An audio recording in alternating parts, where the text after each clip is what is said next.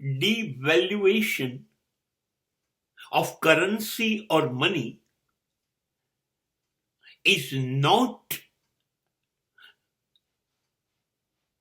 a big crisis, but devaluation of human being, mankind, will be greatest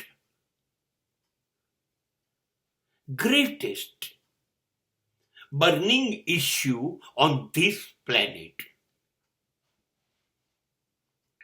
નાણાંનું મૂલ્ય ઘટતું જાય એ ચિંતાનો વિષય નથી, કેમ કે નાણું જે ચલણ છે એ તો શું છે? એક કાગળના ટુકડામાં સરકારનું પીઠબળ. હવે તો સરકારનું પીઠબળ વધે કે ઘટે એ પ્રમાણે ચલણની કિંમત અથવા ખરીદવાની તાકાત વધે કે ઘટે. કોઈ દેશનું કાગળનું ટુકડો વધુ મજબૂત હોય, જેમ કે અમેરિકાનું ડોલર. કોઈ દેશનો કાગળનો ટુકડો કમજોર હોય ડોલરની સરખામણીમાં, એ ભારતનો રૂપિયો કે પાકિસ્તાનનો રૂપિયો. હા, તો આપણે ઓછું ખરીદી શકીશું, ખરીદવાની તાકાત ઘટતી જશે તો બહુ ચિંતા નથી. પણ માણસમાં વફાદારી ઘટતી જાય, પ્રમાણિકતા ઘટતી જાય, સત્ય, નીતિ અને ન્યાય, ધર્મ આ રહે જ નહીં. એ વસ્તુ હોવી જોઈએ જીવનમાં. એવું માનવ વિચાર તો જ બંધ થઈ જાય જ્યારે જીવનમાંથી સહજતા, સરળતા, નિર્દોષતા, પ્રેમ ગાયબ થઈ જાય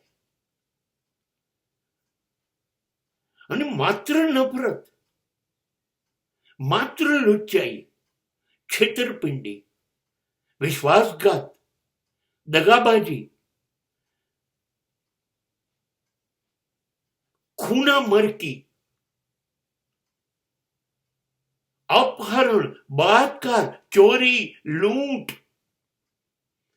જે નથી એ પચાવી પાડવું. અને માનવ જાત ચાલે એ માટે જે કાયદા ઘડવામાં આવ્યા હોય એ કાયદાઓનું છડેચોક ભંગ, ભ્રષ્ટાચાર, લાંચ, રૂશ્વત, લોક સેવક બનવાના બદલે રાજકારણીઓ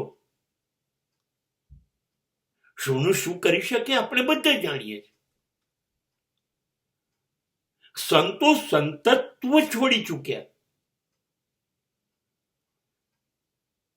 સંસ્કાર અને સંસ્કૃતિ ખાડામાં છે, ખીણમાં છે.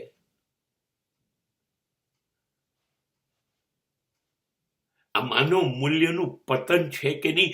માનવ શબ્દ બોલવો ગમતો નથી.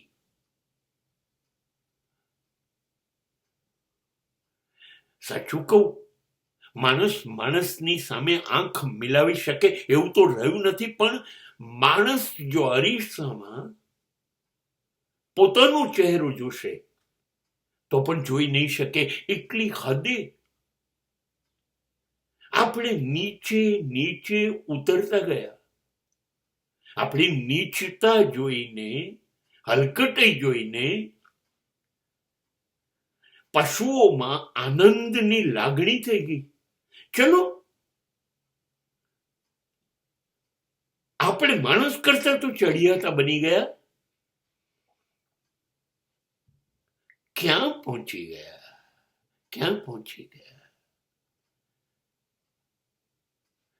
જો કદાચ ઐશ્વર્ય કે ઈશ્વર જેવું તત્વ હોય, સાચે કોઈ એક ખૂણામાં બેસીને જો એને રડતા આવડતું હશે તો એ રડતો હશે. મેં ક્યાં ભૂલ કરી દીધી,